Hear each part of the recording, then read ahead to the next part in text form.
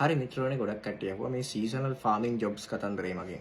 Seasonal ෆාමින් Jobs තියෙනවද කැනඩාවේ? ඇත්තටම ෆාමින් Jobs කියන්නේ මොකක්ද මොන වගේ දෙයක්ද කියලා.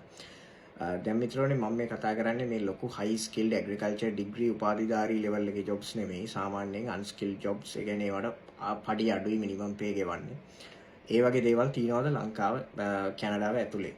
ලංකාවේ කෙනෙක්ට එන්න පුළුවන්ද? ගොඩාක් මේ බොරු ප්‍රචාර පැතිරෙනවා සල්ලි නැති කරගන්න පුළුවන් ඕගොල්ලන්ට ඕන තරම් පොඩ්ඩක් ඒ ගැන ස්ටඩි කරලා බලන්න ඕනේ. ඔයගොල්ලෝ පර්සනලි කැනඩියන් වෙබ්සයිට් එකකට ගිහිල්ලා ඒවේ හැමදේම තියෙනවා මිත්‍රවරුනි. දැන් මම නිකන් පොඩි ඉන්ට්‍රොඩක්ෂන් එකක් දෙන්නම්. ඇත්තටම මේ කැනඩාව ඇතුලේ මිත්‍රවරුනි සීසනල් ජොබ්ස් ගොඩක් තියෙනවා. සීසනල් ජොබ්ස් ගොඩක් තිබුණට වෙන රටවල් වල ස්පෙෂලි මේ ළඟ රටවල් වල මෙක්සිකෝ ඊට පස්සේ දකුණු ඇමරිකාවේ කැරිබියන් දූපත් වල රටවල් තියෙනවා. ජමයිකා, සෙන් ලූසියා ඒ වගේ රටවල් වල අය ඇවිල්ලා ගොඩක් මෙහි ජොබ්ස් කරනවා සීසනල් ජොබ්ස් කරනවා. ඒගොල්ලන්ට විශේෂ ප්‍රෝග්‍රෑම්ස් තියෙනවා. ඒ රටේ ගවර්න්මන්ට්ස් එක්ක මේ කැනේඩියන් ගවර්න්මන්ට් එක බයිලැටරල් කොන්ට්‍රැක්ට්ස් තියෙනවා. මේ ඒකට කියන්නේ SAWP කියලා සීසනල් ඇග්‍රිකල්චර් වර්කර් ප්‍රෝග්‍රෑම් කියලා. එතකොට ඒගොල්ලෝ සීසන් එකට එනවා මාස 8ක් වැඩ කරනවා. ඩොලර් ටිකක් හම්බ කරගන්නවා. ඒගොල්ලෝ ගෙදර යනවා. එතකොට ඒගොල්ලන්ට මිත්‍රෝනේ ටිකට් එක එහෙම පට්ට ලාභයි ඩොලර් 300යි එක පැත්තකට. එතකොට දෙපැත්තටම ටිකට් එක ඩොලර් 600ක් වගේ තමයි වෙන්නේ. දැන් කැනඩා ලංකාවේ කෙනෙක් කැනඩාවට එනවා නම් මිත්‍රයන් ටිකට් එක විතරක් ඩොලර් 1500ක් 1300ක් විතර වෙනවා. අපි 1500 ගානේ එන්නයි යන්නයි දෙකටම ගත්තොත් එහෙම මාස 8යි ඉවර වෙලා ඔයා ගෙදර යන්න එපේ. එතකොට ඩොලර් 3000ක් වෙනවා මිත්‍රයන්. සාමාන්‍ය අද රේට් එකේ විදිහට ඩොලර් 3000ක් කියන්නේ 6,60,000ක් විතර යනවා. එතකොට මේ වගේ අඩු පඩි දෙන ජොබ්ස් වලට මිත්‍රයන්නි මේ කැනඩියන් නීතිය අනුව මේ ලෝ ලෙවල් ජොබ්ස් වලට එන කට්ටියට ඉඳුම් හිටුම් දෙන්න ඕනේ. මේ ස්පෙෂලි මේ ෆාමින් ජොබ් වලට යන කට්ටියට ඉඳුම් හිටුම් දෙන්න ඕනේ. යන්න එන්න ඒ පහසුකම් දෙන්න ඕනේ. ඒ වගේම එයා ටිකට් එක දෙන්න ඕනේ. එයා ටිකට් එක දෙන්න මිත්‍රවරුනි ගණන් වැඩි. එතකොට එම්ප්ලොයර් ගොඩක් වෙලාවට මෙක්සිකන් කෙනෙක්ව, සෙන් ලූසියා කෙනෙක්ව, ජමයිකන් කෙනෙක්ව හයර් කරනවා. ඔයාට chance එකක් දෙන්නේ නැහැ. ඒක තමයි ඇත්ත. එතකොට ඔයාට 100ට එකකටත් අඩු ප්‍රතිශතයක් තමයි ජෙනුවින් ජොබ් එකක් ගන්න තියෙන්නේ. එතකොට ජොබ් එකක් ගන්න පුළුවන්ද? අඳුරන විදිහකින් කොහොම හරි කරලා ගන්න පුළුවන්. සමහරක් වෙලාවට මිත්‍රවරුනි මම ඉස්සෙල්ලා කියලා දිනවා LMIA කියලා work labor market impact assessment එකක් කියලා එකකින් ඔයාව ජොබ් එකකට ගත්ත හැකියි. සාමාන්‍යයෙන් ගොඩාක් සල්ලි වියදම් වෙනවා. සාමාන්‍යයෙන් මේකක් ගන්න LMIA එකක් ගන්න ඩොලර් 30000ක් 40000ක් විතර යනවා කැනේඩියන් ඩොලර්. එතකොට ලංකාවේ සල්ලි වලින් අද දවසේ රේට් එකට ගත්තොත් ලක්ෂ 66ක් ලක්ෂ 88ක් අතර ගාණක් යනවා. එතකොට මේ ෆාමින් ජොබ් ලෝ ස්කිල්ඩ් ෆාමින් ජොබ් එකකට මිත්‍රවරුනි මේ වගේ ගාණක් වියදම් කරන එක ඒක තේරුමක් නැති දෙයක්. මොකද ඔයාට ඒ තරම් ගාණක් හොයන්නත් බෑ. ඔයාට PR එකට යන possibility එකත් ගොඩක් narrow. PR pathways තියෙනවා නැත්තේ නෑ. PR pathways ගොඩක් තියෙනවා කැනඩාවේ මිත්‍රවරුනි ගොඩාක් provinces තියෙනවා. ගොඩාක් PR pathways තියෙනවා. ඒ වුණාට ඔයාට permanent residency pathway එකක් ඇත්තටම හරිම narrow chance එකක් තියෙන්නේ නැත්තේ නෑ.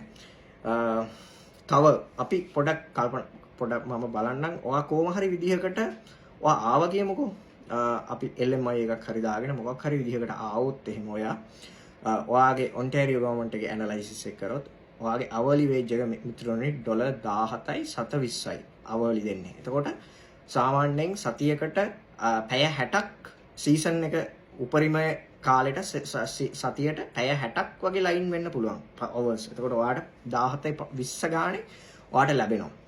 අපි මේ කැල්කියුලේෂන් එකේ පර්පස් එකට පැය 44ක් සතියට කරනවා කියලා 17යි ඩොලර් 17යි 720 ගානේ දැම්මොත් එහෙම ඔයාට සතියට හම්බ වෙනවා මිත්‍රවරුනි ඩොලර් 756යි 780ක්. ඊට පස්සේ ඔයාට මාසෙට හම්බ වෙනවා මිත්‍රවරුනි ඩොලර් 3277ක්. ඊට පස්සේ ඔයාට හැමෝම වගේ මේ රටේ ඔයා මොන රටෙන් ආවත් ඔයාට ටැක්ස් ගෙවන්න වෙනවා. ඔයාට කෑෂ් ගන්න බෑ. ඔයා ෆෙඩරල් ටැක්ස් එක කැපෙනවා 7ක් හෝ 8ක්. ඔන්ටාරියෝ ටැක්ස් එක කැපෙනවා ඔන්ටාරියෝ ප්‍රොවින්ස් එකට ආවොත් 3ක් හෝ 4ක්. ඊට පස්සේ කැනේඩියන් පෙන්ෂන් ප්ලෑන් එක කැපෙනවා 5.95ක්. එම්ප්ලොයිමන්ට් ඉන්ෂුරන්ස් එක කැපෙනවා 1.66ක් 100ට. එතකොට ඔයාගේ ටෝටල් ඩිඩක්ෂන් එක මිත්‍රෝනේ 118ක් වෙනවා. 118ක් ඩොලර් 3277න් 118ක් අඩු වුණාම ටැක්ස් වලට ඔයාට ලැබෙන්නේ ඩොලර් 2687යි 714යි කැනේඩියන් ඩොලර්ස්. එතකොට ඔයාට ඉඳුම් හිටුම් දීලා ඔයාට යන්න එන්න ක්‍රමවේද දීලා ඔයාට කෑම වලටයි තව මොන හරි අමතර මාසෙට ගන්න ඕන දේවල් වලට ඔයාට වියදම් වුණොත් මිත්‍රෝනේ ෆුඩ් ඇන් අද දේවල් වලට වියදම් වුණොත් $800ක් වියදම් වුණා කියන්නකෝ. එතකොට ඔයාට බැලන්ස් එක තියෙනවා මිත්‍රෝනේ $1887ක්. එතකොට ඔයා සීසනල් නම් වැඩ කරන්නේ ඔයා මාස 8යිනේ වැඩ කරන්නේ. ඔයාට මාස 8ට $15097යි 712ක් කැනේඩියන් ඩොලර්ස්. ඔයාට ඉතුරු කරන්න පුළුවන්. එතකොට ඒ කියන්නේ $1,33,26,901.765ක් ලංකාවේ සල්ලි වලින් අද රේට් එකේ ගත්තාම ඔයාට ඒ වගේ ගාණක් ඉතුරු කරන්න පුළුවන්. තව දෙයක් තමයි. ඔයා එන්නේ කොහොමද? ඔයාට ඒජන්සියට සල්ලි දෙන්න ඕනේද? මේ වීසා එක දාගන්න කීයක් ඒජන්සිය ඉල්ලයිද? ඔයාට ලිමා එකක් ගන්න වුණොත් ඔයා $166ක් දීලා තමයි එන්නේ. එතකොට ඔයාට හම්බ කරලා ඉතුරු ගන්න පුළුවන් $33,000යි. එතකොට ඔයාට PR එකටත් chance එක අඩුයි නම් ඔයා ඇයි මෙතනට එන්නේ නිකන් පොඩි ප්‍රශ්නයක් තියෙනවනේ. මේක high skill job වලට නෙමෙයි low skill job බලද්දී ඔය case එක බලන්න වෙනවා. ඔය ප්‍රශ්නේ නෑ මිත්‍රෝනි සාමාන්‍යයෙන් ඔය මෙක්සිකන් වගේ කෙනෙක්ට. ඕක තමයි reality එක. එතකොට ඔය බොරු වලට අහු වෙන්න එපා අරකයි මේකයි කිව්වට ඔයාට මේ කැනඩාවේ මිත්‍රෝනේ ඔයාට earn කරන්න නම් ඔයාට settle වෙන්න නම් ඔයාට මේ සාමාන්‍යයෙන් PR එක දාගන්න possible pathway එකකට එන්න කියලා තමයි කියන්න තියෙන්නේ. මේක බොහොම narrow pathway එකක් ඔයාට PR එක දාගන්න අමාරුයි. ඒ වගේම ඔයාගේ qualification හදාගන්න ඕනේ. ඔයාට degree එකක් හරි ඔයාට මොනවා හරි diploma level එකක් හරි තියෙන්න ඕනේ. ඔයාගේ CR score එක වැඩි වෙන්න ඕනේ. සාමාන්‍යයෙන් PR pathway එකක් හදාගන්න. සාමාන්‍යයෙන් කැනඩාව කියන්නේ ගොඩාක් pathways තියෙන, ගොඩාක් visa methods තියෙන PR pathways තියෙන රටක්.